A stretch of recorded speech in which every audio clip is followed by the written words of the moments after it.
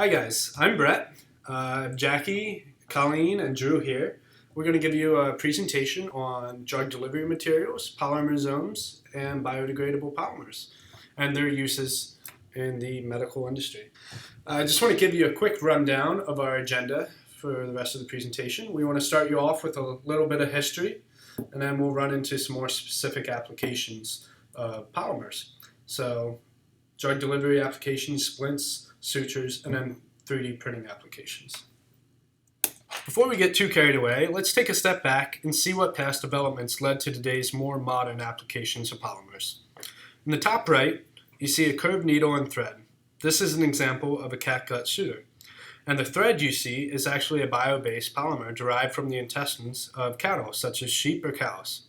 This catgut suture represents a method that has been used as far back as 100 AD for closing wounds. What makes it practical and unique is the stitches do not need to be removed, as over time the polymer degrades, being consumed by the body. And it wasn't until about 1980 that people began to realize the potential in synthetically designing polymers to fit applications pertaining to various industries, including the topic of this presentation, the medical industry. And some of these applications you can see up on the screen here: tissue engineering, drug delivery carriers, and splints and sutures. So for applications such as splints, polymersomes, and sutures, it's important to understand the mechanism and control for degradation. So most biodegradable polymers consist of functional groups such as esters, amides, or ether bonds, which interact with the chemistry or thermodynamics present in the surrounding environment, thus causing degradation. These conditions could be temperature, pH, water, or most of the time in our case, microbial presence, or even more likely a combination of all of these conditions. Surface area and chain length of the polymer also play a crucial role in determining the rate of degradation. For example, we will further elaborate on the catgut suture. The catgut suture is comprised of collagen, for which the chemical structure is pictured on the right. The rate of degradation of collagen is determined by microbial interaction, since the human body's cells produce an enzyme called collagenase, which breaks down the peptide bonds pictured. In this case, increasing the time of degradation is simple. One could merely increase the thickness of the thread, thereby decreasing the surface area to polymer ratio of the suture, ultimately resulting in prolonged lifetime for the suture. In chemotherapy, the body is given medications. This is usually done with an infusion into a vein, but some medications can also be taken as tablets. There are many different cytostatics which are often given in combination with one another. Because drugs that are given this way travel in the bloodstream, they usually act in all parts of the body. They can also get to cancer cells that are not detected in examinations and that cannot be targeted with surgery or radiation. In rare cases, it is also possible to use local chemotherapy. The medications are not given through the bloodstream, but are injected directly into the affected body region, for example, the spinal cord canal. Then the drugs only reach connected areas such as the brain or the membranes lining the brain and spinal cord. Today, many types of cancer can be treated successfully with chemotherapy. However, there are many adverse effects from the treatment. Cytostatics usually not only attack cancer cells, but also healthy cells that divide quickly. These include blood-producing cells, hair cells, and the cells of the mucous membranes of the mouth and throat area of the digestive system. This can have short-term effects like hair loss, anemia, nausea, vomiting, diarrhea, and infections in the mouth. Chemotherapy has achieved great success in cancer treatment during the recent past decades, but is still challenged by poor solubility, low tumor selectivity, and associated toxicity of most anti-cancer drugs. In biotechnology, polymersomes are a class of artificial vesicles which are tiny hollow spheres that enclose a solution. Polymersomes are made using amphiphilic synthetic block copolymers to form the vesicle membrane and have a radii ranging from 50 nanometers to 5 micrometers or more. Most reported polymersomes contain an aqueous solution in their core and are useful for encapsulating and protecting sensitive molecules such as drugs, enzymes, and DNA and RNA fragments.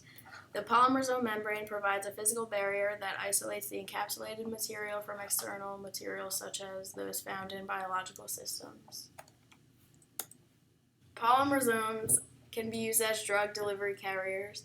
The drugs can be physically entrapped in the core of the block copolymer micelle and transported at concentrations that can exceed their intrinsic water solubility. The hydrophilic blocks can form hydrogen bonds with the aqueous surroundings and form a tight shell around their micellar core.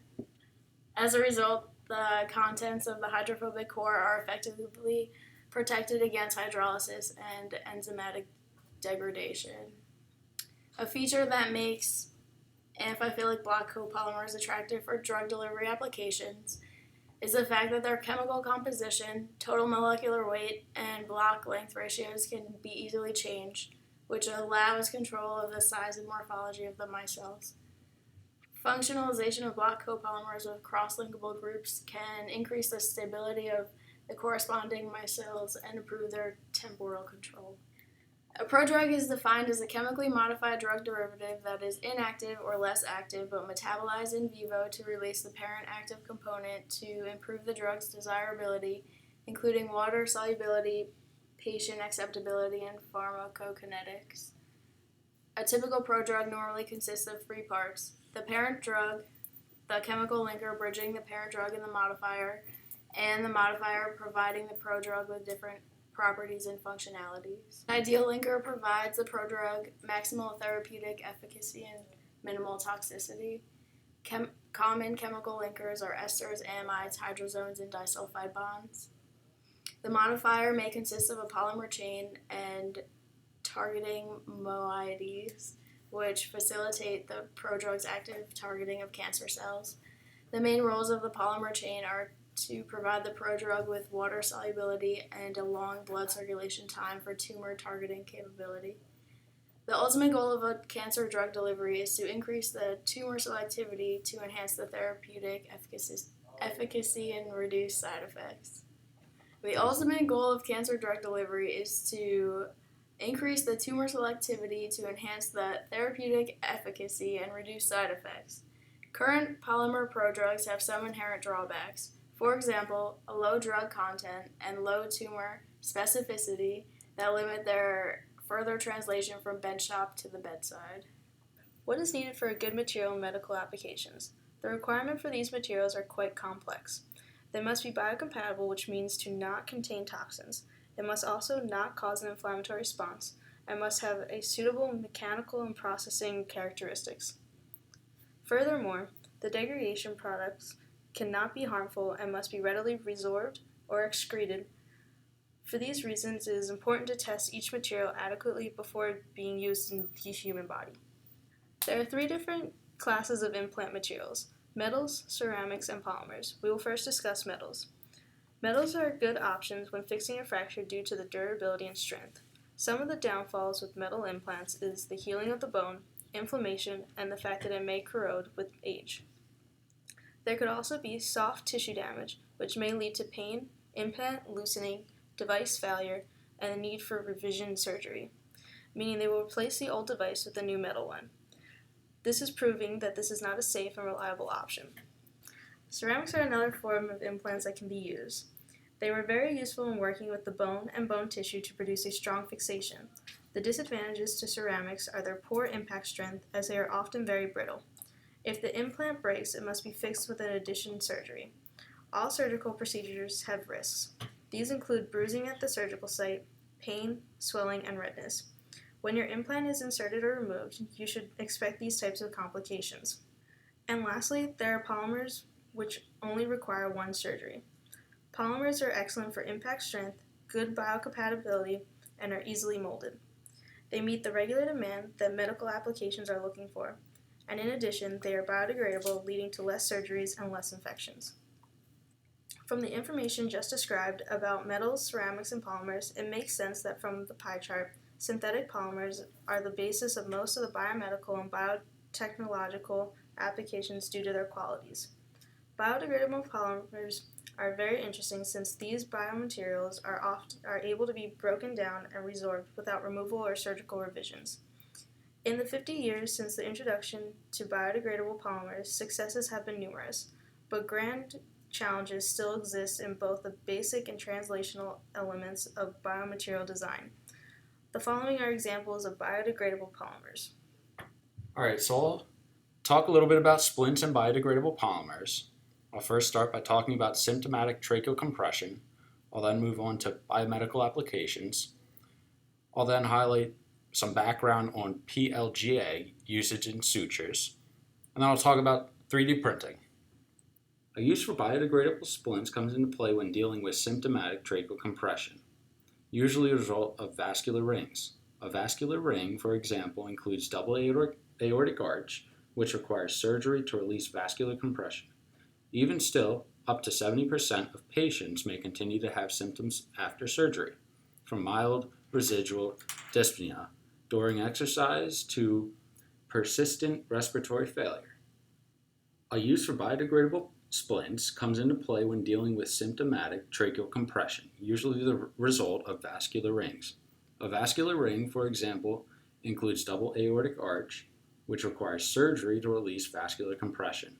Even still, up to 70% of patients may continue to have symptoms after surgery, from mild residual dyspnea during exercise to persistent respiratory failure. When airway damages require the need for reintervention, one must choose between different surgical options. The biodegradable splint, combined with anterolatical aortopexy, uses its unique nature to bring a viable method to patients seeking restoration of patent tracheal lumen. There is a vast need for secondary intervention after surgery for symptomatic double aortic arch.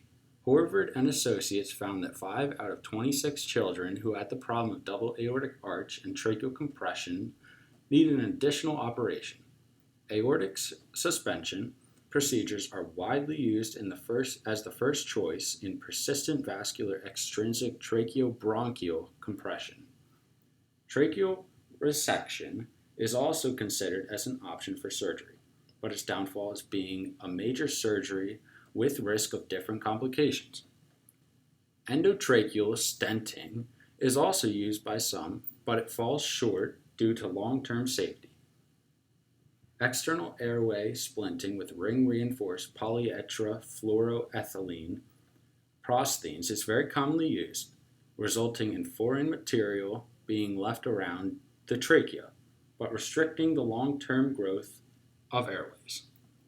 On this slide, there's two pictures, figure A and figure F. In figure A, it's of a before surgery picture, where the trachea is completely blocked. Figure F, 6 months after surgery, the lumen of the left main bronchus was normal, but an 80% posterior compression of the right main bronchus persisted. The child then remained asymptomatic after 1 year. Now to get into some biomedical applications. The impact of polymers has been felt across the medical industry. Polymeric biomaterials that are biodegradable have the ability to break down over time and are then removed after they do their job. Industries use them widely as sutures and implants. So here's an outline to finding the correct polymer for use. Number 1, it doesn't evoke a sustained inflammatory response. Number 2, it has a degradation time that matches their purpose. Number 3, it has necessary mechanical properties for their purpose. Number 4, it doesn't produce toxic degradation products that can be easily resorbed or excreted. And number 5, they have coinciding permeabilities and processability for purpose. The type of polymer that is most investigated as a degradable polymer used in sutures is called PLGA. It is formed from random copolymerization of PLA and PGA. Other biomedical applications of PLGA include drug delivery devices and tissue engineering scaffolds. Because PLGA copolymers have 25 to 75% lactide compositions, PLGA forms amorphous polymers. These amorphous polymers are quite hydrolytically unstable. Some degradation times are as follows: for a 50-50 mixture of PLGA is about 1 to 2 months. 75 to 25% mixture PLGA is 4 to 5 months, and 85 to 15 PLGA is 5 to 6 months. Ever since 1974, PLGA has been used in the biomedical industry as suture material with the name of Vicryl. This is a 10 to 90 PLGA braided construct.